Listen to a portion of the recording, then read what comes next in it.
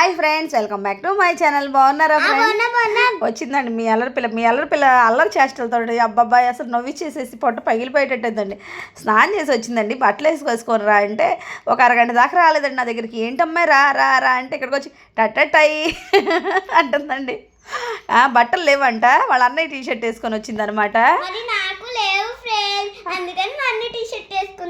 అమ్మో, ఆమెకు లేవంట. విన్నారా?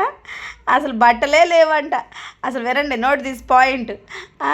వేసుకొని వచ్చినందుకు ఒక నవ్వడం, ఈమె చెప్పే మాటకి నవ్వి నవ్వి నవ్వి ఇప్పుడు దాకా అయితే నాకు పొట్ట పగిలిపోయిందండి. వాళ్ళ అన్నయ్య అయితే ఈమె చేసిన చేష్టలు చూసి అసలు తెగ నవ్వుకుంటున్నాడు అనమాట.